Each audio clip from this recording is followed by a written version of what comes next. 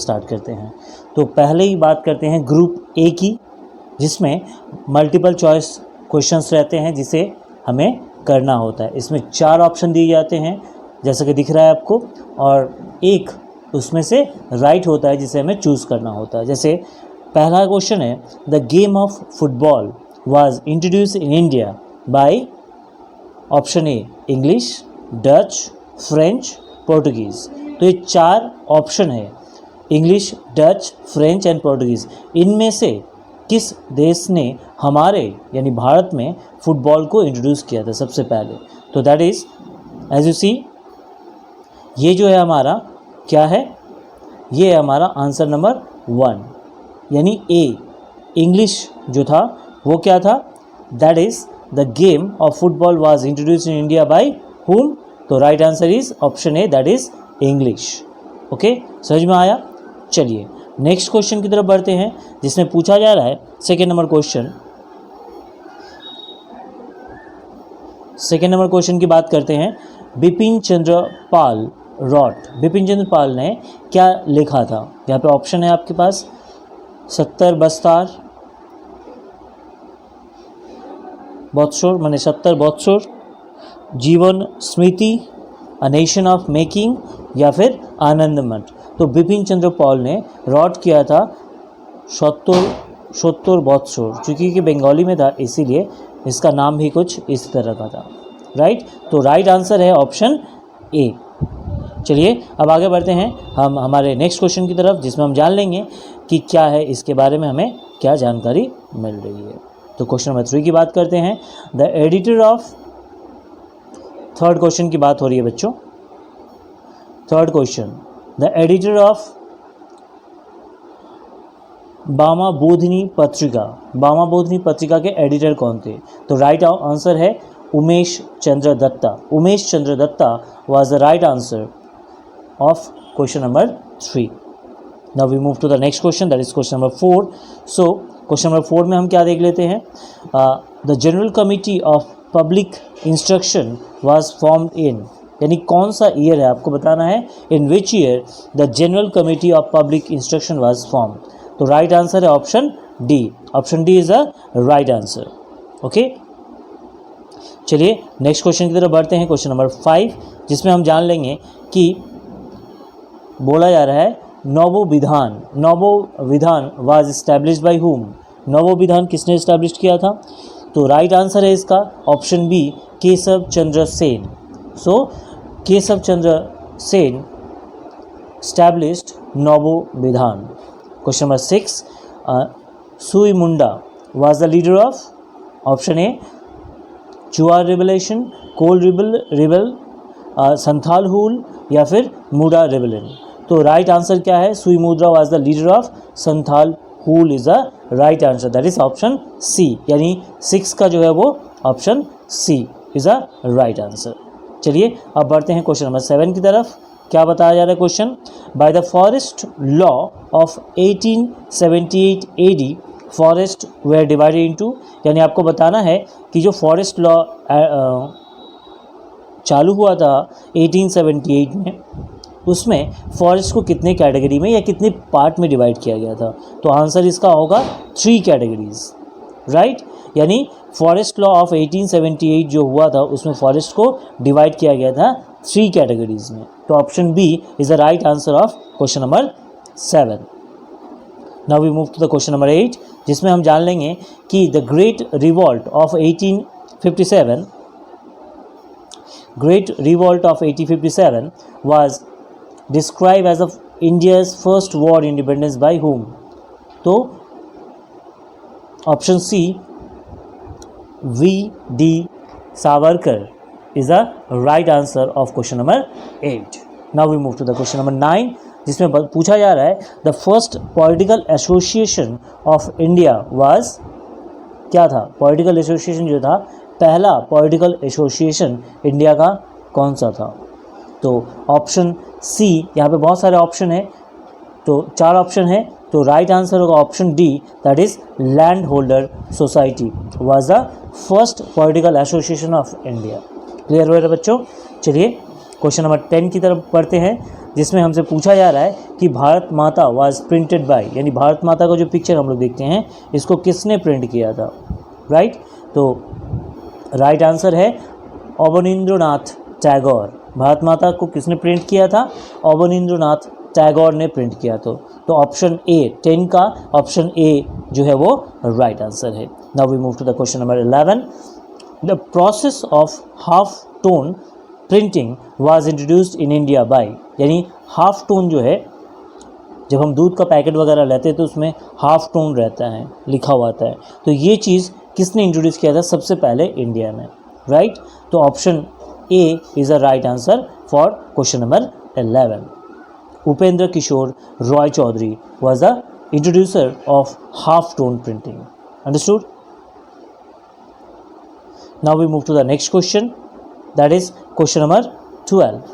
तो question number 12 में क्या लिखा हुआ है, जैसे कि दिख रहा है आपको, विश्व भारती वाज फाउंडेड बाय, विश्व भारती को किसने स्टैब्लिश किया था, बनाया किसने था? तो ये बहुत ही आसान आंसर था इसका कि Rabindranath Tagore was the established विश्व भारती। विश्व भारती की स्थापना किसने की थी? रविंद्रनाथ टैगोर ने की थी। नेक्स्ट क्वेश्चन, क्वेश्चन नंबर 13, जिसमें क्या पूछा जा रहा है,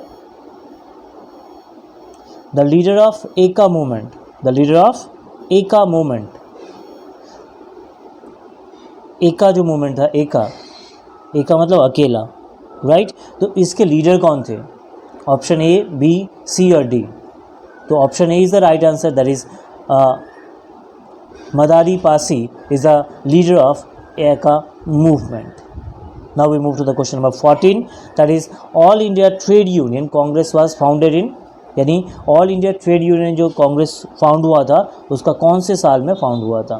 तो राइट आंसर है option B, that is 1920. So in 1920 all India trade union Congress was founded.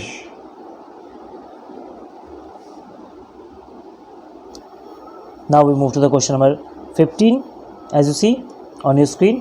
Question number 15 says that the Bhadrauli Satyagrah, the Bhadrauli Satyagrah was held in, कहाँ? भद्रौली नाम का एक सत्याग्रह स्टार्ट हुआ था, वो उस जगह का नाम बताना है, बॉम्बे, पंजाब, मद्रास या फिर गुजरात. तो जैसा कि दिख रहा है option D is the right answer, that is Bhadrauli Satyagraha was held in Gujarat, that is option D. Now we move to the next question,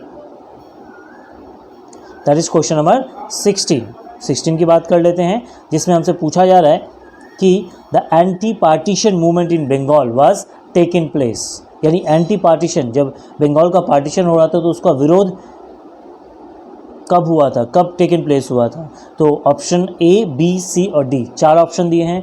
तो राइट ईयर होगा आपका option B, that is 1905 AD is the right answer of question number 16. Now we move to the question number 17, that is Matongini Hajra was associated with the Quit India movement in, यानी मातंगिनी हाजरा थी वो कहाँ से belong करती थी? तो अमलुक is a, इसका होगा right answer, that is option A is a right answer. Now we move to the question number 18, that is Deepali Sangha was founded by whom.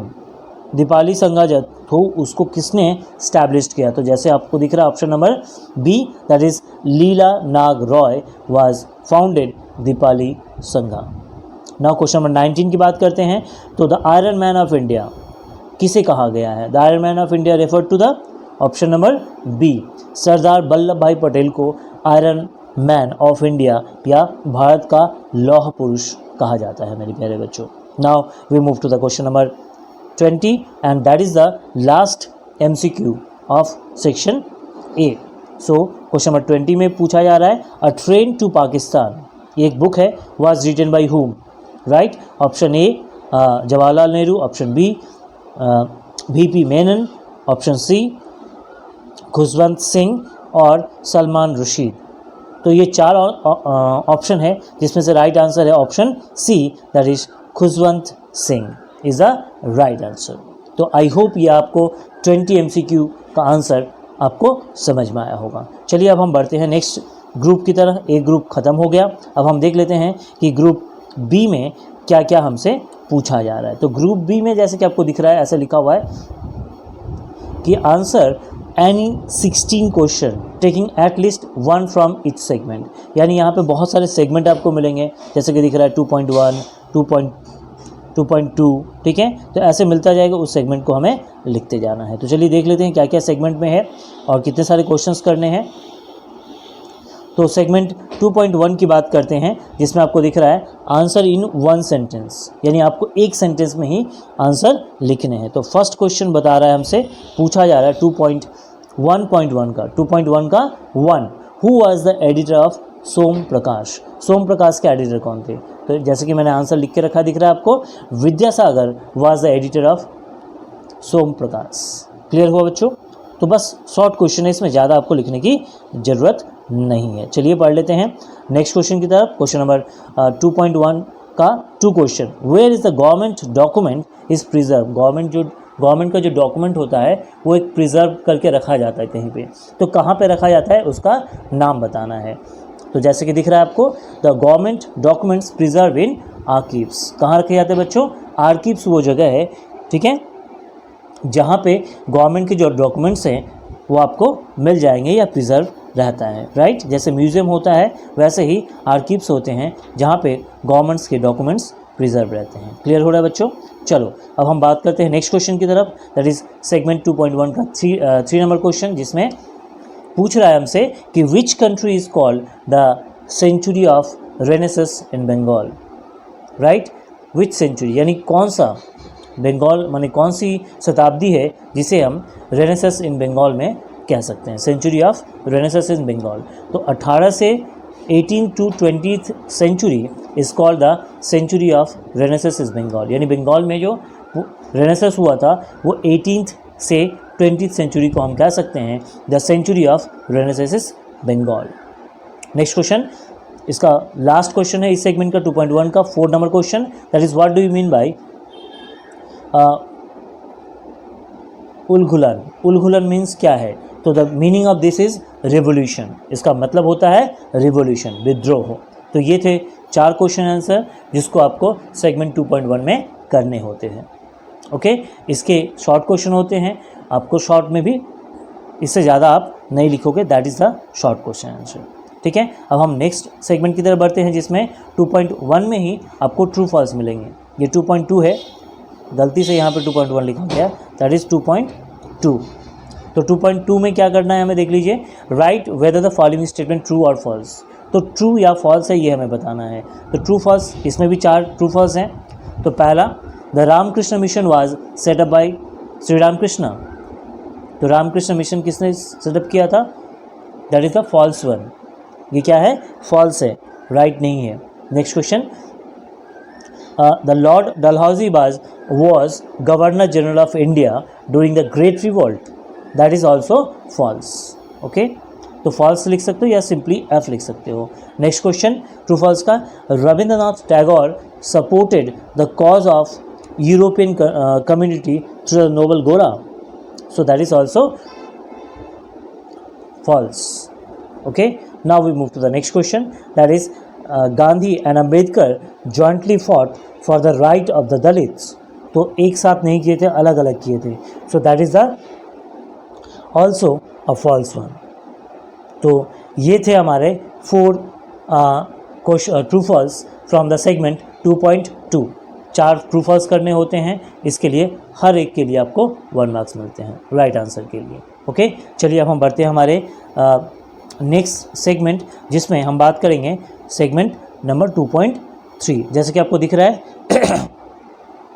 कि सेगमेंट 2.3 क्या होता है? मैचिंग होता है। ए कॉलम ए, देखिए आपको कॉलम ए दिख रहा है और कॉलम बी है, तो ये मैचिंग करके मैंने रखा है, लेकिन ऐसे मैचिंग करके देता नहीं है। तो पहले हमें मैच करने वाला जो चीज़ है मैंने मैच करके रखा है। तो अरविंदो घोष को मैच करिए किसके? Bengal national college and school and college. फिर Taraknath Palit Bengal technical institute, right. और 2.3 का जो है वो होगा नवगोपाल मित्रा इज़ हिंदू मेला। और finally Rashid Ali is a Indian national army.